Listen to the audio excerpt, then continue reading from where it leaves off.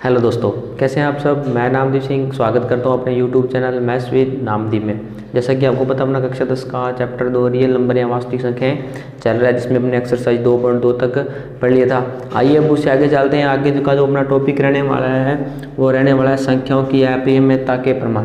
यानी कि कोई संख्या अगर अपरिमेय है उसको अपने किस प्रकार से सिद्ध कर सकते हैं कि यह संख्या अपरिमेय है। जैसे आपको पता है रूट दो एक अपरिमेय संख्या, तो उसको किस प्रकार से सिद्ध करेंगे कि वो रूट 2 एक अपरिमेय संख्या, उसके बारे में आज अपने पढ़ने वाले हैं। तो इन संख्याओं को सिद्ध करने से पहले आपको कुछ बातों का पता होना चाहिए, जैसे कि प्रिमेय और अपरिमेय संख्याएं क्या होती है, तो उसको एक बार अपने फिर से रिपीट करेंगे। और एक आपकी किताब में थ्योरम दी गई है, उस थ्योरम के बारे में भी आपको पता होना चाहिए। तो चलिए शुरू करते हैं।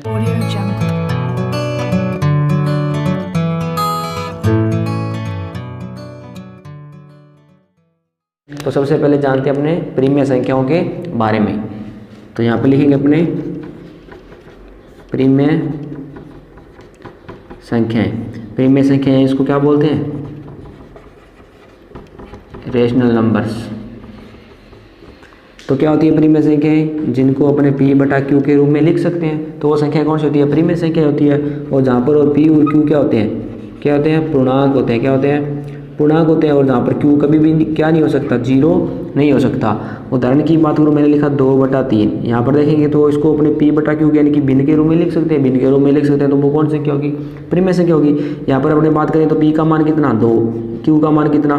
3, यानी कि q का मान अपने पास जीरो नहीं होना चाहिए। और p और q क्या है? पूर्णांक है। आप यहाँ से देखेंगे 2 भी एक पूर्णांक है, 3 भी क्या एक पूर्णांक है। जैसे मैंने लिखा -3/5, तो -3 भी एक पूर्णांक है और 5 भी क्या एक पूर्णांक है, यानी इसको p बटा q के रूप में लिखा हुआ है। तो ये कौन सी संख्या है? प्रिमेय संख्या है। जैसे मैंने लिखा 6/7, तो ये भी कौन सी है? एक प्रिमेय संख्या, क्योंकि इसको भी अपने p बटा q के रूप में लिख सकते हैं। अब कुछ संख्याएं दशमलव वाली होती है, तो उनके बेसिस पर अपने कैसे बता सकते हैं कि ये संख्या प्रिमेय होगी या अप्रिमेय होगी। जैसे मैंने लिखा 3.2।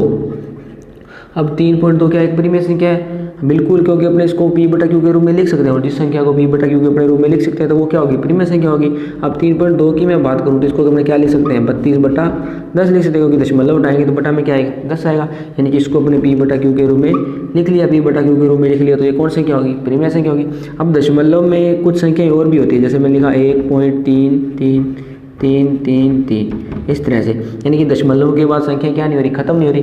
यहाँ से देखा तो दशमलव के बाद एक निश्चित संख्या तक का निश्चित अंक के बाद संख्या क्या होगी? खत्म होगी, तो उसको अपने p बटा q के रूप में लिख सकते हैं, तो वो प्रिमेय संख्या होगी। लेकिन कुछ संख्या ऐसी होती है जो दशमलव के बाद खत्म नहीं होती और खत्म भी नहीं होती, और क्या हो रही है? रिपीट हो रही है। यहाँ से देखेंगे तो 3 बार आ रहा है, इसको अपने क्या लिख सकते हैं? 1.3 के ऊपर क्या लगा सकते हैं? बार लगा सकते हैं, यानी कि 3 क्या आ रहा है? बार आ रहा है, तो इसको भी अपने p बटा q के अपने रूप में लिख सकते हैं। तो ये भी क्या एक प्रिमेय संख्या है। और कुछ जैसे मैंने उदाहरण की बात करूँ, मैंने लिखा 2.12121212 इस तरह से ना। यहाँ से अपने देखेंगे तो 2 अंक के बाद क्या हो रही है? संख्या रिपीट हो रही है। दशमलव के बाद 2 अंक के बाद संख्या रिपीट हो रही है। और जब संख्या रिपीट होने लग जाए तो उसको अपने p बटा q के रूप में लिख सकते हैं, और वो कौन सी संख्या कहलाएगी? प्रिमेय संख्या कहलाएगी। उम्मीद करता हूँ आपको इतना समझ में आया होगा। आइए अब चलते हैं, पढ़ते हैं अप्रिमेय संख्याओं के बारे में। तो यहाँ पर अपने बात करेंगे अब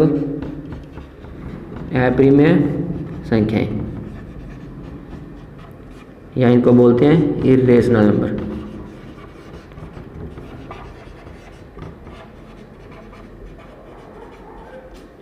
अपरिमेय संख्या या इरेशनल नंबर। तो क्या होती है अपरिमेय संख्या? जिनको अपने p बटा q के रूप में नहीं लिख सकते, यानी कि जिनको भिन्न के रूप में नहीं लिखा जा सकता, वो कौन सी संख्या होगी? अपरिमेय संख्या होगी। या यूं कहें जो संख्याएं क्या ना हो? पूर्ण वर्ग नहीं हो। जो संख्याएं पूर्ण वर्ग नहीं होगी वो भी संख्या कौन सी होगी? अपरिमेय संख्या। और पूर्ण वर्ग नहीं होने का मतलब क्या है? जैसे मैंने लिखा √2 एक पूर्ण वर्ग नहीं है, तो ये कौन संख्या होगी? अपरिमेय संख्या होगी। मैंने लिखा √5 एक पूर्ण वर्ग नहीं है, तो ये कौन संख्या होगी? अपरिमेय संख्या। मैंने लिखा √4, क्या एक पूर्ण वर्ग है? हाँ, क्योंकि 4 का वर्गमूल कितना होता है? 2 होता है, तो इसको अपने 2 बटा यानी कि p बटा q के रूप में लिख सकते हैं। p बटा q के रूप में लिखने वाली प्रत्येक संख्या क्या होती है? प्रिमेय संख्या होती है। यानी कि √4 को अपने अपरिमेय संख्या नहीं कह सकते, क्योंकि इसको अपने क्या लिख सकते हैं? 2 बटा 1 और 2 बटा 1, यानी कि p बटा q का रूप होगा। p बटा q का रूप होते हुए वो कौन संख्या होगी? प्रिमेय संख्या होगी। तो ये अपरिमेय संख्या नहीं है। तो मैंने बात की √7, ये भी क्या एक अपरिमेय संख्या, क्योंकि 7 एक पूर्ण वर्ग नहीं है। उम्मीद करता हूँ आपको समझ में आया होगा। अब कुछ संख्याएं होती है दशमलव वाली, जैसे मैंने लिखा 2.6532618754, यानी कि दशमलव के बाद वे संख्याएं ना तो वे संख्याएं कभी ख़त्म होती है और ना ही संख्याएं वे रिपीट होती है, यानी कि अंकों की पुनरावृत्ति नहीं होती। तो यहाँ पर देखेंगे तो दशमलव के बाद एक निश्चित अंक जाने के बाद संख्या क्या होगी, खत्म होगी तो उसको अपने पी बटा क्यू के रूप में लिख सकते हैं। तो ये भी कौन सी एक प्रीमिय संख्या। कुछ संख्या होती है जो दशमलव के बाद खत्म तो नहीं होती लेकिन वो क्या होती है, रिपीट होती रहती है, जैसे 3 बार आ रहा था, तो इसको भी अपने पी बटा क्यू के रूप में लिख सकते हैं। यहाँ पर देखें तो 2.121212, यहाँ पे देखो निश्चित अंक के 2 अंक के बाद संख्या रिपीट हो रही थी और संख्या जब रिपीट होने लग जाए तो उसको पी बटा क्यू के रूप में लिखा जा सकता है। इनको किस प्रकार से पी बटा क्यू के अपने रूप में लिख सकते हैं ये आपको मैंने पहली क्लास में बताया था, तो आप उसको दोबारा से देख सकते हैं। तो इसको भी अपने पी बटा क्यू के रूप में लिख सकते हैं। लेकिन कुछ संख्या ऐसी होती है ना तो वो दशमलव के बाद कभी खत्म होती है और ना ही वो रिपीट होती है। अगर संख्याएं दशमलव के बाद ना तो रिपीट हो और ना ही कभी खत्म हो, वो कौन संख्या कहलाएगी, अप्रिमेय संख्या कहलाएगी। क्या यदि दशमलव के बाद संख्याएं ना तो खत्म हो लेकिन क्या हो, रिपीट हो, जैसे यहाँ पर देखेंगे 1 2 बार आ रहा, संख्या खत्म तो नहीं हो रही लेकिन संख्या की क्या हो रही है, पुनरावृत्ति हो रही है, तो इसको कौन सा कहेंगे, प्रीमिय संख्या। जैसे मैंने बात की 1.33 की, यहाँ पर संख्या खत्म तो नहीं हो रही लेकिन 3 क्या आ रहा है, बार आ रहा है, यानी कि ये भी कौन संख्या, प्रीमिय संख्या। यहाँ पर देखेंगे तो 3.2 यानी कि यहाँ पर आगे संख्या खत्म होगी, खत्म होती है दशमलव के बाद अगर संख्या जहाँ पर खत्म होगी तो उसको भी अपन पी बटा क्यू के रूप में लिख सकते हैं। जैसे मैंने लिखा 3.567 यानी कि यहाँ पर आगे संख्या रुक गई, खत्म होगी तो इसको भी अपने पी बटा क्यू के रूप में लिख सकते हैं। तो इसको किस प्रकार से लिखेंगे, 1000, तो इसको भी पी बटा क्यू के रूप में लिखा जा सकता है। तो ये कौन संख्या होगी, प्रीमिय संख्या होगी। उम्मीद करता हूँ आपको प्रीमिय और अप्रीमिय संख्याएं समझ में आई होगी। तो आइए अब आगे चलते हैं। आगे आपकी किताब में एक प्रमेय दे रखी है, उसको समझते हैं। उस प्रमेय के आधार पर आगे किस प्रकार से जो √2 √5 या कोई भी संख्या अप्रीमिय है उसको सिद्ध करेंगे कि ये अप्रीमिय संख्या है। तो उसके लिए वो प्रमेय का आना बहुत जरूरी है। तो आइए शुरू करते हैं उस प्रमेय को। तो चलिए शुरू करते हैं। प्रमेय नंबर 2.3 कह रहा है, मान लीजिए पी एक अभाज्य संख्या। मैंने अभाज्य संख्या के बारे में आपको बताया हुआ है। संख्या जिसमें खुद के अलावा और एक के अलावा की संख्या का भाग ना जाए वो कौन संख्या होती है, अभाज्य संख्या होती है। तथा कह रहा है ये एक धनात्मक पूर्णांक है। यदि p² को विभाजित करता है तो pa को भी विभाजित करेगा। कहने का मतलब ये अपने को कोई धनात्मक पूर्णांक दे रखा है तथा pa क्या दे रखा है, अभाज्य संख्या दे रखी है।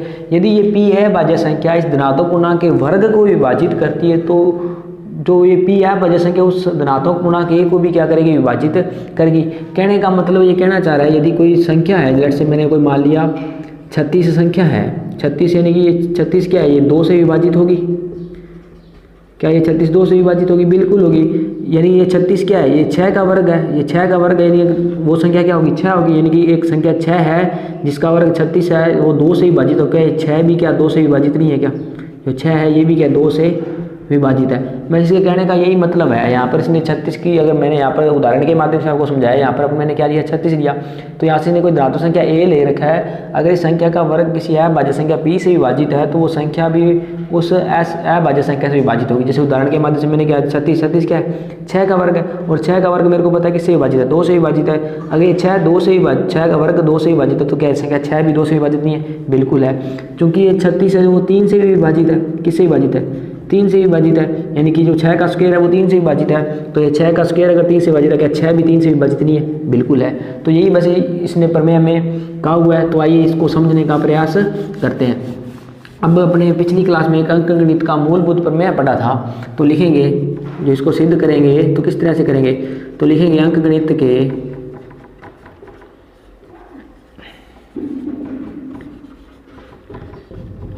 के मूलभूत प्रमेय से। अंकगणित का मूलभूत प्रमेय क्या होता है, मैंने बताया था। अगर कोई भी धनात्मक पूर्णांक है उसको अपने क्या लिख सकते हैं, अभाज्य संख्याओं के गुणनखंड के गुणनफल के रूप में व्यक्त कर सकते हैं। तो अपने को जो है अपने को जो धनात्मक पूर्णांक दे रखा है वो क्या दे रखा है, a दे रखा है। अगर a को मैं लिखना चाहूँ p1 p2 p3 p4 इस तरह से pn, मेरे को नहीं पता कितने इसके अभाज्य गुणनखंड हो सकते हैं, मैंने मान लिया n तक हो सकते हैं। तो जैसे लेट से मैंने मान लिया 6 कोई संख्या, इसको क्या मैं 2 गुणा 3 नहीं लिख सकता, बिल्कुल लिख सकते, क्योंकि जो धनात्मक पूर्णांक इसको अपने अभाज्य संख्या के गुणनफल के रूप में व्यक्त कर सकते हैं। 2 भी एक अभाज्य संख्या, 3 भी एक अभाज्य संख्या। जैसे मैं 12 को लिखना चाहूँ तो कैसे लिखूँगा, 2 गुणा 3, यानी कि कोई पूर्णांक है उसको मैंने अभाज्य संख्या के गुणनखंड के गुणनफल के रूप में व्यक्त कर लिया। यही तो कहता है अंकगणित का मूलभूत प्रमेय। अगर 32 होता तो मैं क्या लिख सकता, 2 गुणा 2 इसी तरह से लिखता। तो यानी कि कह सकते हैं कोई धनात्मक पूर्णांक उसको मैंने इस तरह से लिख सकता हूँ। यानी कि जहाँ पर लिखेंगे, जहाँ p1 p2 p3 pn क्या है, अभाज्य संख्याएं हैं, अभाज्य अगर किसी पूर्णांक को अपने इस तरह से लिखते हैं तो जो ये वाले गुणनखंड आते हैं वो क्या होते हैं, अभाज्य होती है। तो यहाँ पर जो P1 P2 P3 मेरे को मिले वो क्या होंगे, अभाज्य संख्या होंगे। और ये P1 P2 अलग भी हो सकते हैं और एक जैसे भी हो सकते हैं। जैसे देखो इस 32 में देखो तो सारे एक जैसे आ रहे हैं, 12 में देखे तो ये अलग आ रहे हैं, 6 में अलग आ रहे हैं। यानी कि कुछ संख्याओं में जो ये गुणनखंड होंगे वो एक जैसे भी हो सकते हैं, यानी कि समान भी हो सकते हैं और अलग अलग भी हो सकते हैं। तो ये आपको समझ में आया होगा। आइए अब आगे चलते हैं। आगे क्या करेंगे, इसका लिखेंगे वर्ग करने पर। क्या करने पर, वर्ग करने पर। वर्ग करेंगे तो ए का वर्ग कितना हो जाएगा, ए स्क्वायर हो जाएगा। इनका वर्ग करेंगे तो ये P1 square, P2 square, P3 square, P4 का स्क्वायर, इस तरह से Pn का स्क्वायर हो जाएगा। तो ए स्क्वायर बराबर क्या आएगा, P1 स्क्वायर P2, इनका वर्ग करने पर मेरे को ये मिला। अगर मैं यहाँ से बात करूँ 6 के गुण अभाज्य गुणनखंड करेंगे 2 और 3, यानी कि जो 2 है वो 6 को भी विभाजित करेगा और 3 भी क्या करेगा, 6 को विभाजित करेगा। यानी कि कोई भी अगर अभाज्य गुणनखंड है वो संख्या को क्या करेंगे, विभाजित करेंगे। यहाँ से बात करूँ तो ए स्क्वायर के गुणनखंड कौन कौन से हैं, P1 P2 P3।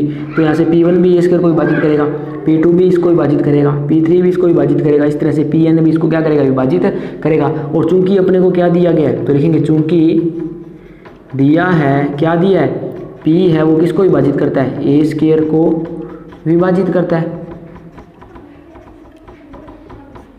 P है वो किसी संख्या, ए स्क्वायर क्या कोई संख्या ही तो होगी, यानी कि अगर पूर्णांक है, पूर्णांक का वर्ग करेंगे तो वो पूर्णांक ही मिलेगा। यानी कि P है वो किसी पूर्णांक को क्या कर रहा है, विभाजित कर रहा है। अगर P इसको विभाजित करता है तो यहाँ से अगर देखें 6 को 2 विभाजित करता है, 2 क्या है, अभाज्य गुणनखंड है। 3 है वो 6 को विभाजित करता है, 3 क्या है, अभाज्य गुणनखंड है। और P ए स्क्वायर को विभाजित करता है तो P क्या होगा, P ए स्क्वायर का एक क्या होगा, अभाज्य गुणनखंड ही होगा। क्या होगा, एक अभाज्य गुणनखंड होगा, बिल्कुल होगा, क्योंकि ये इसको क्या कर रहा है, विभाजित कर रहा है। ये अपने को दिया गया है, जो विभाजित करता है तो क्या होगा, अभाज्य गुणनखंड होगा।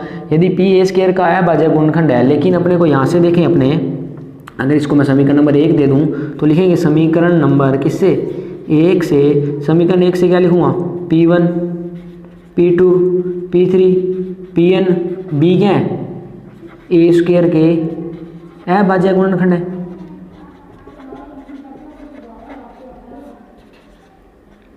जो P1 P2 Pn भी क्या है, ए स्क्वायर के गुणनखंड है। और P भी क्या है, इस ए स्क्वायर का एक क्या है, अभाज्य गुणनखंड है। तो यानी कि जो ये P होने वाला है वो इन्हीं में से कोई एक नहीं होगा। क्या ये भी इसका है, यानी कि P है वो ए स्क्वायर को विभाजित कर रहा है और ये भी सारे इसको क्या कर रहे हैं, ए स्क्वायर को विभाजित कर रहे हैं। अगर इसके अभाज्य गुणनखंड है तो ए स्क्वायर को विभाजित करेंगे, यानी कि P भी इसको विभाजित कर रहा है और जो P1 P2 Pn है ये भी ए स्क्वायर को क्या कर रहे हैं, विभाजित कर रहे हैं। तो लिखेंगे अपने, अतः P संख्या P1 P2 P3 Pn में से एक होगी। यानी कि जो P संख्या होने वाली है इन्हीं में से एक होगी, तभी तो जो P ए स्क्वायर को विभाजित कर रहा है और Pn P2 P3 ये भी ए स्क्वायर को विभाजित करते हैं। यानी कि जो P संख्या होगी वो इन्हीं में से कोई एक होगी। तो आगे इसको अपने किस तरह से करेंगे, तो आगे जो अपने को स्टार्टिंग में अपने क्या माना था कि जो A है उसको अपने किस तरह से लिख सकते हैं, P1 P2 P3 Pn, यानी कि अभाज्य गुणनखंडों के गुणनफल के रूप में लिख सकते हैं। कौन सी प्रमेय से, अंकगणित के मूलभूत प्रमेय से। अब चूंकि लिखेंगे, चूंकि P, तो लिखेंगे चूंकि P संख्या P1 P2 P3 Pn में से कोई एक होगी।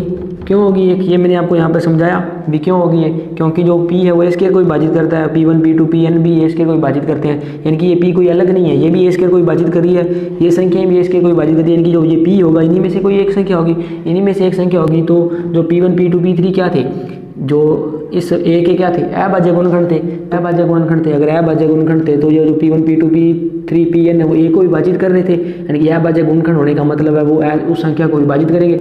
जैसे मैंने आपको यहाँ पे समझाया, 6 को 2 भी विभाजित करेगा और 3 भी क्या करेगा, विभाजित करेगा। तो उसी तरह से दो ए को P1 भी विभाजित करेगा, P2 भी विभाजित करेगा, P3 भी विभाजित करेगा, इसी तरह से Pn भी विभाजित करेगा। और लिखेंगे होगी P संख्या Pn में से कोई एक होगी, तो दैट इम्प्लाइज P संख्या A को भी क्या करेगी, विभाजित करेगी, क्योंकि जो P है वो इन्हीं में से एक है और ये सारी की सारी संख्या इस A को विभाजित करी है। अगर ये सारी संख्या इस A को विभाजित करती हो, P इन्हीं में से कोई एक, इन्हीं में से एक है, तो P संख्या A को भी क्या करेगा, विभाजित करेगी। उम्मीद करता हूँ ये प्रमेय नंबर 2/3 समझ में आई होगी। तो ये क्या कह रहा था प्रमेय 2/3 में, यदि कोई धनात्मक पूर्णांक A है, अगर इसका वर्ग कर दें और यदि वर्ग किसी अभाज्य संख्या से विभाजित है तो वो खुद संख्या भी उस अभाज्य संख्या से विभाजित होगी। तो ये अपने समझने का प्रयास भी किया। आइए एक दो उदाहरण के माध्यम से मैं इसको आपको और अच्छे से समझाने का प्रयास करता हूँ। लेट से मैंने लिखा जो संख्या 100 है, संख्या 100 है वो किससे विभाजित होगी? क्या 2 से विभाजित होगी? संख्या 100 है वो 2 से विभाजित होगी।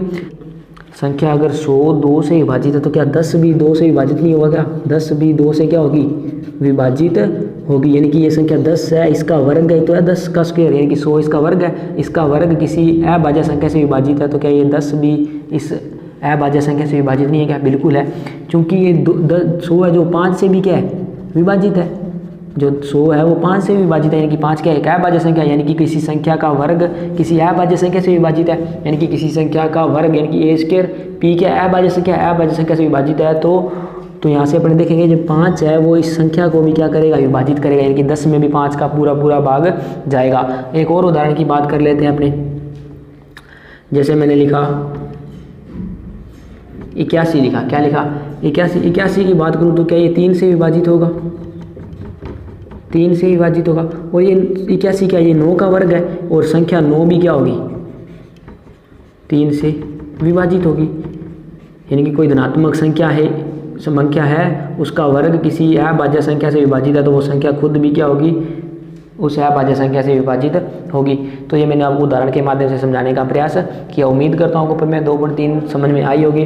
तो आगे जो प्रमेय 2.4, 2.5 और 2.6 रहने वाली है उसके लिए अपने को इस प्रमेय के बारे में पता होना चाहिए। जो उनको करने का तरीका रहेगा वो एक ही रहेगा। तो अपने उसको एक प्रमेय अपने करेंगे 2.4, उसी के माध्यम से 2.5 और 2.6 समझने का प्रयास करेंगे। तो आइए आप आगे चलते हैं। आइए चलते हैं प्रमेय नंबर 2.4 की ओर। कह रहा है प्रमाणित कीजिए कि √2 एक अपरिमेय संख्या है। इनकी सिद्ध करना है कि अपने को √2 एक अपरिमेय संख्या। तो इनको सिद्ध करने का क्या तरीका होता है? तो सबसे पहले जो इसको सिद्ध करने का तरीका रहने वाला है वो जो अपने को दिया, क्या दिया है? अपरिमेय दिया है। तो सबसे पहले अपने इसको मान लेंगे कि ये क्या है? एक अपरिमेय संख्या, यानी कि जो अपने को दिया उसका क्या मानना है? उल्टा मानना है। इसको करने का यही एक तरीका रहेगा। तो आइए इसको समझने का प्रयास करते हैं। तो लिखेंगे माना √2 एक क्या है? कौन सी संख्या है? परिमेय संख्या है। अपने को क्या दिया है कि √2 क्या परिमेय संख्या है। तो इसको सिद्ध करने के लिए मैंने क्या मान लिया? √2 क्या है? परिमेय संख्या, यानी कि इसका क्या मानना है? उल्टा मानना है। अब जो कोई भी परिमेय संख्या होती है उसको अपने क्या भिन्न के रूप में लिख सकते हैं कि नहीं लिख सकते? मैंने बताया था p/q के रूप में लिख सकते हैं। या मैंने इसको लिख लिया a/p। यहाँ पर क्या थे? p और q पूर्णांक थे। तो यहाँ पर अपने मान लेंगे कि जो a और b क्या है? पूर्णांक है। क्या है? a और b पूर्णांक है। अब आपको कंफ्यूजन है सर आपने वहाँ तो p/q बताया था तो आप इसको a/b भी लिख सकते हो, लेकिन यहाँ पर दर्शा दिया ना अपने। जो वहाँ पर क्या थे? p और q पूर्णांक थे, यहाँ पर मैंने दर्शा दिया a b क्या है? पूर्णांक है। और यहाँ पर b कभी भी क्या नहीं हो सकता? 0 नहीं हो सकता। वहाँ पर मैंने क्या लिखा था? q कभी भी 0 नहीं हो सकता था। और साथ ही साथ अपने लिखेंगे जो a व b है वो कौन सी संख्या है? सह अभाज्य संख्या है। ए और बी क्या? सह अभाज्य संख्या। अब सह अभाज्य संख्या क्या होती है? जैसे मैं 3 की बात करूँ तो 3 को मैं क्या लिख सकता हूँ? 1 × 3। 5 को क्या लिख सकता हूँ मैं? 1 × 5। अब इसमें देखें तो इसमें एक इसमें भी आ रहा है और एक इसमें भी आ रहा है, यानी कि वे संख्याएं जिनमें एक के अलावा कोई उभयनिष्ठ गुणनखंड नहीं हो वो कौन संख्या होती है? सह अभाज्य संख्या होती है। अब 3 और 5 में देखें क्या एक के अलावा कोई गुणनखंड है उभयनिष्ठ? नहीं। तो यानी कि कह सकते हैं जो इसका HCF होगा वो क्या होगा? 1। यानी कि सह अभाज्य संख्याओं का HCF कितना होता है? 1। जैसे मैं एक और उदाहरण की बात करूँ, मैंने लिखा यहाँ पर 4 लिखा और यहाँ पर 6 लिखा। इसको क्या लिख सकता हूँ मैं? 2 × 2। इसको क्या लिख सकता हूँ? 2 × 3। अब इसमें देखो 2 इसमें भी है 2 इसमें भी है, तो यानी कि जो इसका उभयनिष्ठ गुणनखंड क्या आ रहा है? 2 आ रहा है। तो ये कौन संख्या नहीं होगी? सह अभाज्य संख्या नहीं होगी, क्योंकि मैंने क्या बताया था? जिनका HCF 1 हो या जिनमें एक के अलावा कोई उभयनिष्ठ गुणनखंड नहीं हो। यहाँ से देखें तो इसमें उभयनिष्ठ गुणनखंड कौन सा आ रहा है? 2 आ रहा है। तो 2 आ रहा है तो ये कौन संख्या नहीं होगी? सह अभाज्य संख्या नहीं होगी। उम्मीद करता हूँ आपको समझ में आया होगा सह अभाज्य संख्या कौन सी होती है? जिनमें कोई भी उभयनिष्ठ गुणनखंड नहीं होता। तो लिखेंगे सह अभाज्य संख्या अर्थात ए व बी में कोई क्या नहीं है? उभयनिष्ठ गुणनखंड नहीं है।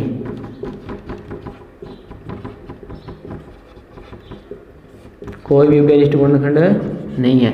तो अब देखो जो √2 बराबर a/b है तो यहाँ से मैं क्या लिख सकता हूँ? a बराबर √2 × b, यानी कि मैंने तिरछा गुणा कर दिया √2 के साथ b का कर दिया तो a बराबर मेरे पास क्या गया? √2b। अब लिखेंगे दोनों पक्षों में वर्ग करने पर। दोनों पक्षों में क्या करने पर, वर्ग करने पर। अब वर्ग करेंगे तो ए का वर्ग कितना हो जाएगा, ए स्क्वायर, रूट 2 का वर्ग कितना होगा 2, और बी स्क्वायर का, बी का वर्ग कितना हो जाएगा, बी स्क्वायर हो जाएगा। अब देखो किसी संख्या के गुणा में 2 है तो उसका क्या मतलब है। अब देखो मैंने लिखा 2 गुणा 8, तो इसमें क्या 2 का भाग पूरा पूरा जाएगा, बिल्कुल जाएगा, क्योंकि किसी संख्या के अगर गुणा में 2 है तो वो किससे विभाजित होगी, 2 से विभाजित होगी। जैसे मैंने लिखा 2 गुणा 15, क्या ये संख्या 2 से विभाजित होगी, बिल्कुल होगी। अगर इसको 2 से विभाजित करेंगे तो 2 से 2 कट जाएगा, मेरे पास कितना आ जाएगा, 15 आ जाएगा। तो इसी तरह से अगर बी स्क्वायर के मल्टीप्लाई में 2 है, यानी कि गुणा में 2 है, तो इसका क्या मतलब है, जो 2 बी स्क्वायर है वो किससे विभाजित होगा, 2 से क्या होगा, विभाजित होगा।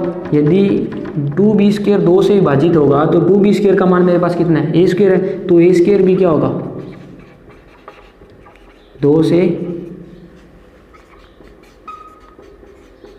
विभाजित होगा।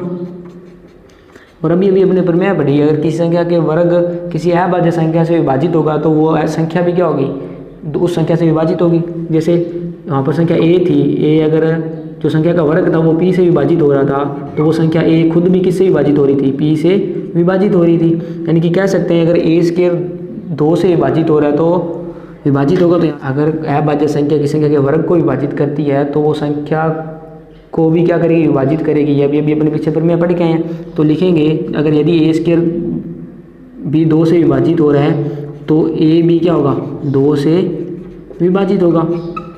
विभाजित होने का मतलब पूरा पूरा भाग जाएगा। तो अगर a भी 2 से विभाजित होगा तो यहाँ से लिखेंगे यदि मैं a में 2 का भाग लाऊं, मान लिया मेरे पास कितना मिल गया, c मिल गया। यानी कि किसी संख्या में मैंने, यानी कि a में मैंने 2 का भाग लगाया, मैंने मान लिया जो भागफल आया मेरे पास वो कितना आया, c आया। तो यहाँ से मैंने मान लिया a बराबर मेरे पास कितना आया, 2c आया। तो यहाँ से अगर मैं इसको समीकरण नंबर 1 दूँ, इसको समीकरण नंबर 2 दूँ, तो इसका मान मैं यहाँ पे रखूँगा, यहाँ पे रख सकता हूँ मैं। तो लिखेंगे समीकरण 2 से मान किस में रखने पर, समीकरण 1 में रखने पर। अब समीकरण 1 में मान रखो, a स्क्वायर की जगह मेरे को a की जगह कितना रखना है, 2c रखना है। तो लिखेंगे 2c का वर्ग, क्योंकि यहाँ पर क्या वर्ग है ना, बराबर में मेरे पास कितना 2b स्क्वायर। यहाँ से मेरे पास क्या आएगा, 2c का वर्ग कितना आ जाएगा, 4c स्क्वायर, बराबर में कितना मेरे 2b स्क्वायर। अब इसको यहाँ पे सोल्व हल करेंगे अपने, यहाँ पे हल करेंगे तो देखो कितना मेरे पास 4c स्क्वायर बराबर में कितना 2b स्क्वायर। यहाँ से अगर 2 का भाग लगा दें तो ये कितना आ जाएगा, 2c स्क्वायर बराबर कितना आ जाएगा, b स्क्वायर आ जाएगा। अब देखो c स्क्वायर के मल्टीप्लाई में क्या 2 है, यानी कि ये किसी संख्या के गुणा में अगर 2 होता है वो संख्या किससे विभाजित होगी, 2 से विभाजित होगी। तो यहाँ पे लिखेंगे 2c स्क्वायर, जो 2c स्क्वायर है किससे विभाजित होगा, 2 से विभाजित होगा, 2 से क्या होगा, विभाजित होगा। यदि 2c स्क्वायर 2 से विभाजित हो, 2c स्क्वायर का मान कितना है, b स्क्वायर, तो b स्क्वायर भी किससे विभाजित होगा, 2 से।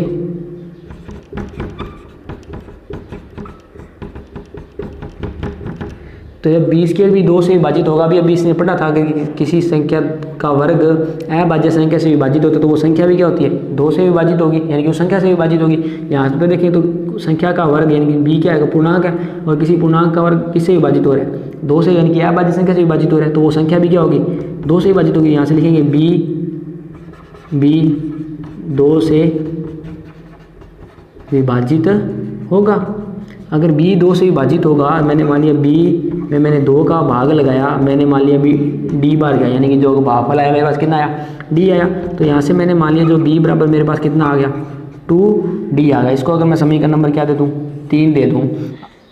a बराबर 2c और b बराबर कितना 2d। अब देखो इसमें भी 2 आ रहा है, इसमें भी क्या है, 2 आ रहा है, यानी कि 2 इसमें क्या आ रहा है, कुबेनिष्ठ गुणनखंड आ रहा है। लेट से मैंने कोई संख्या ले ली 6 को मैं क्या लिखता हूँ 2 गुणा 3, और संख्या मैंने 14 ले ली, 14 को क्या लिखता हूँ मैं 2 गुणा 7। यानी कहने का मतलब है कि यदि मैं इसको a मानूँ, यदि इसको संख्या b मानूँ, सामने मेरे को कोई 2 मिल रहे हैं, 2 मिले, इसको अगर c मान लें, इसको यदि d मान लें, यानी कि क्या ये कंडीशन नहीं बन जाएगी, a बराबर 2c और b बराबर 2d। यानी कि कहने का मतलब 2 इसमें भी आ रहा है, 2 इसमें भी आ रहा है। कहने का मतलब है जो 2 होगा वो a का भी गुणनखंड है, और जो 2 है वो भी क्या है, b का भी गुणनखंड है। लेकिन अपने क्या माना था, a और b कौन संख्या है, अभाज्य संख्या, यानी कि a और b का कोई उभयनिष्ठ गुणनखंड नहीं है।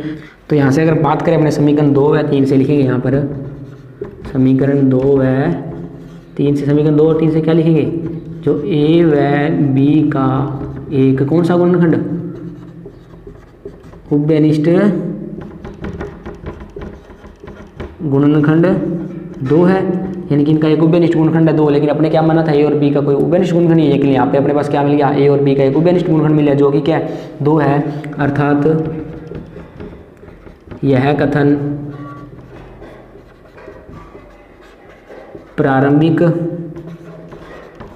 कथन का क्या है, विरोधाभास है। क्या है, विरोधाभास। विरोधाभास का क्या मतलब है, उल्टा, यानी कि जो अपने माना था वो क्या है, गलत माना था। यानी कि जो इन अपने कहा था भी जो इनका कोई उभयनिष्ठ गुणनखंड नहीं है, लेकिन अपने पास क्या मिल गया, इसका एक उभयनिष्ठ गुणनखंड मिल गया। लेकिन जो यह कथन है प्रारंभिक कथन का क्या है, विरोधाभास है, यानी कि इसका क्या कर रहा है, ये विरोध कर रहा है। अपना जो माना था गुणनखंड नहीं है, लेकिन इसमें क्या आ रहा है, उभयनिष्ठ गुणनखंड आ रहा है, यानी कि इसका क्या कर रहा है, विरोधाभास आ रहा है। तो लिखेंगे विरोधाभास है, इसका मतलब क्या है, अब अपने जो माना था वो गलत माना था। अपने क्या माना था, रूट 2 एक प्रीमेय संख्या है, तो यहाँ से क्या आ जाएगा, रूट 2 एक क्या है, अप्रीमेय संख्या है। तो इसको इसी तरह से इसको हल करने का सिर्फ यही तरीका है, पहले मान लेंगे कि ये कोई क्या प्रीमेय संख्या है। प्रीमेय संख्या तो उसको भिन्न के रूप में लिख सकते हैं, भिन्न के रूप में लिख सकते हैं। बाद में जो ए और बी यानी भिन्न के रूप में लिख सकते हैं, तो ए और बी क्या होंगे, यहाँ पे पूर्णांक होंगे। यहाँ पर ए और बी क्या होने चाहिए, सहभाज्य संख्या होनी चाहिए, और ए और बी का कोई उभयनिष्ठ गुणनखंड नहीं होना चाहिए। और यहाँ से लास्ट में अपने पास क्या मिल गया, ए और बी का कोई उभयनिष्ठ गुणनखंड मिल गया, जो कि क्या था, इसका विरोध कर रहा था। इसका विरोध कर रहा था, यानी कि जो अपने मानना था वो क्या गलत माना था। अपने क्या माना था, रूट 2 एक प्रीमेय संख्या है, वो मानना क्या था, गलत था। गलत था तो यानी रूट 2 क्या होगा, एक अप्रीमेय संख्या, यानी कि अपने प्रीमेय संख्या माना था वो क्या था, गलत था। गलत था यानी कि तो सही क्या होगा, रूट 2 क्या एक अप्रीमेय संख्या है। उम्मीद करता हूँ आपको ये समझ में आया होगा इसको करने का, कि यही तरीका रहेगा। तो अगर आपको ये थोड़ा कम समझ में आया तो आप वीडियो को दोबारा देखिए, आपको अच्छे से और समझ में आया। तो आइए अब आगे बात करते हैं। आगे कह रहा है यदि रूट 2 की जगह क्या होता, रूट 3 होता, कितना होता, रूट 3 होता, तो इसको किस तरह सिद्ध करते, इसी तरह से करते, क्या लिखते, तो अपने मान लेते, क्या मान लेते, विमाना रूट 3 क्या है, प्रीमेय संख्या, प्रीमेय संख्या है, तो रूट 3 को अपने कैसे लिखते हैं, रूट 3 बराबर क्या लिखते, ए बटा बी। ए और बी पूर्णांक, ए और बी सहभाज्य संख्या, ए व बी में कोई उभयनिष्ठ गुणनखंड नहीं है, तो नहीं है, तो ए बराबर यहाँ से 3 से गुणा करते तो अपने पास कितना आ जाता, रूट 3 भी आ जाता। दोनों पक्षों में वर्ग करते तो यहाँ पे कितना आ जाता, 3b² आ जाता, 3b² आ जाता था। यानी यहाँ से अपने लिखते तो 3b² वो किससे विभाजित होता, 3 से विभाजित होता, क्योंकि किसी संख्या में गुणा में अगर 3 है तो वो संख्या 3 से विभाजित होगी, 3 से विभाजित होगा। तो यानी कि 3b² अगर 3 से विभाजित है तो a² भी किससे विभाजित होता, 3 से विभाजित होता। अगर a² 3 से विभाजित है तो अगर किसी संख्या का वर्ग किसी अभाज्य संख्या से विभाजित है तो वो संख्या भी क्या होगी, उसी संख्या से विभाजित होगी। तो a भी किससे विभाजित होता, 3 से विभाजित होता। अगर a 3 से विभाजित होता तो मान लिया मैंने बराबर में कोई भागफल आया, वो कितना मान लिया, c मान लिया, तो a बराबर यहाँ से मेरे पास कितना हो जाता, 3c हो जाता। तो यहाँ से लिखे थे समीकरण 2 से समीकरण 1 में मान रखने बने कि a बराबर 3c है, वो अपने कहाँ पर रख देते, यहाँ पे रख देते। तो यहाँ पे a का वर्ग करते, यहाँ से अपने किसका वर्ग करते, 3c का वर्ग करते, और 3c का वर्ग करते तो यहाँ से अपने पास क्या था, 3b² था। 3c का वर्ग करते तो अपने पास यहाँ से क्या था, 9c² आता, 9c² आता, यहाँ से कितना है अपने पास 3b²। तो यहाँ से अगर अपने 3 का भाग लगाते यानी कि यहाँ पे अपने पास क्या है 9c², यहाँ से कितना है 3b², 3 का भाग लगाते तो यहाँ पर मेरे पास कितना आ जाता 3c², यहाँ पे कितना आ जाता b²। यहाँ से कहने का मतलब है 3c² किससे विभाजित होगा, 3 से विभाजित होगा, किससे विभाजित होगा, 3 से विभाजित होगा। तो जो 3c² का मान कितना है b², तो b² भी किससे विभाजित होता, 3 से विभाजित होगा, 3 से विभाजित होगा। तो अगर किसी संख्या का वर्ग है किसी अभाज्य संख्या से विभाजित है तो पीछे अपने प्रमेय पढ़ी है, तो वो संख्या भी क्या होगी, उसी संख्या से विभाजित होगी। तो यानी कि जो b भी है वो किससे विभाजित होगा, 3 से विभाजित होगा। तो यहाँ से अपने लिखते b/3 बराबर, मैंने मान लिया शेषफल कितना आया, d आया। तो यहाँ से अपने लिखते b बराबर कितना, 3d। अब समीकरण 2 और 3 की बात करते हैं। समीकरण 2 में भी एक गुणनखंड 3 आ रहा है और समीकरण 3 में भी एक गुणनखंड कितना आ रहा है, 3 आ रहा है। तो लिख देते समीकरण 2 व 3 से a व b का एक उभयनिष्ठ गुणनखंड कितना है, 3 है।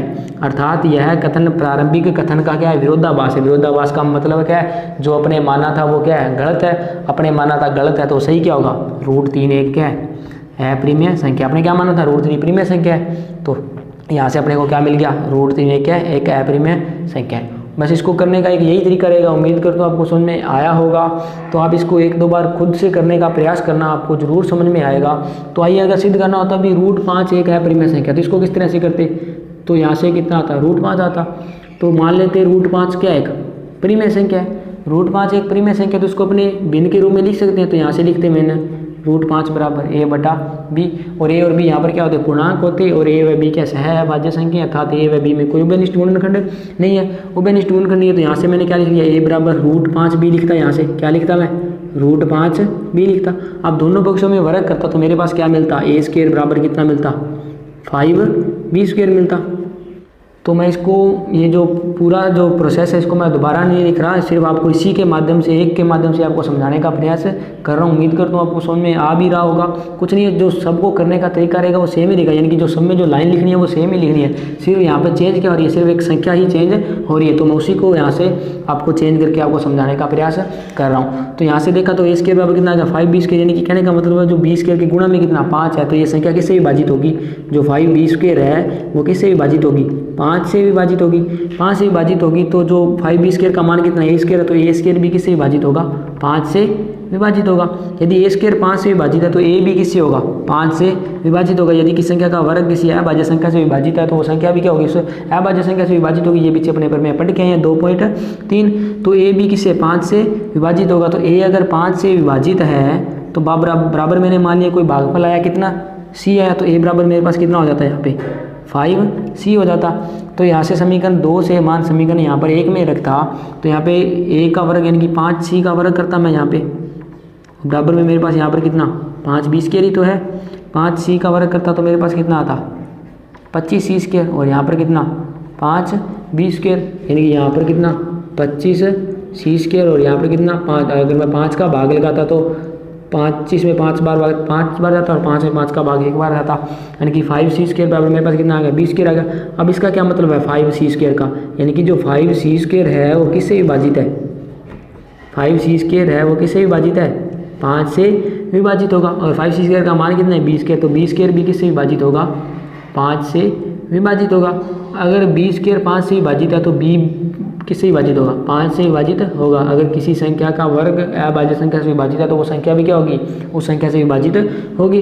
तो b भी किससे होगा, 5 से विभाजित होगा। अगर b किसी से 5 से विभाजित है, बराबर मैंने मान लिया कोई भागफल आया d, तो यहाँ से b बराबर मैं क्या लिख सकता हूँ, 5 गुणा d लिख सकता हूँ। इसको समीकरण नंबर 3, इसको समीकरण नंबर 2। अब देखेंगे a में गुणनखंड 5 आ रहा है, b में गुणनखंड कितना आ रहा है, 5 आ रहा है। तो यानी कि समीकरण जो a और b में एक उभयनिष्ठ गुणनखंड आ रहा है, कितना आ रहा है, 5 आ रहा है, जो कि क्या है, विरोधाभास है। अपने क्या माना तो उभयनिष्ठ गुणनखंड ही नहीं है, लेकिन यहाँ पर क्या आ रहा है, उभयनिष्ठ गुणनखंड अपने को मिल रहा है। तो यानी कि जो अपना मानना था वो क्या था, गलत था। तो अपने गलत क्या माना था, परिमेय संख्या, तो सही क्या होगा, √5 क्या एक, तो सही क्या हो जाएगा, √5 एक क्या है, अपरिमेय संख्या है। तो उम्मीद करता हूँ आपको समझ में आया होगा। तो इस तरह का जो प्रश्न आएगा उसको करने का यही एक तरीका रहेगा। तो ये आपको समझने का प्रयास करना है। अगर आपको एक बार में नहीं समझ में आता तो आप इस वीडियो को दोबारा से देखिए, आपको 100% समझ में आएगा। अगर फिर भी आपको कोई डाउट रहता है तो आप नीचे कमेंट बॉक्स में लिख सकते हैं, आपकी हर प्रकार से मदद की जाएगी। तो जो आप अपनी क्लास रहेगी वो आज इतनी रहेगी, तो कल जो अपनी क्लास रहेगी इसके आगे के जो उदाहरण दे रखे हैं उसको करेंगे, और आगे जो प्रश्नावली दे रखी है अपने 2.3 उसको हल करने का प्रयास करेंगे। उम्मीद करता हूँ आपको ये क्लास अच्छी लगी होगी। अगर यदि ये क्लास आपको अच्छी लगी तो आप इसको लाइक कीजिए और अपने मित्रों के साथ शेयर कीजिए। तब तक बने रहिए मेरे साथ। धन्यवाद।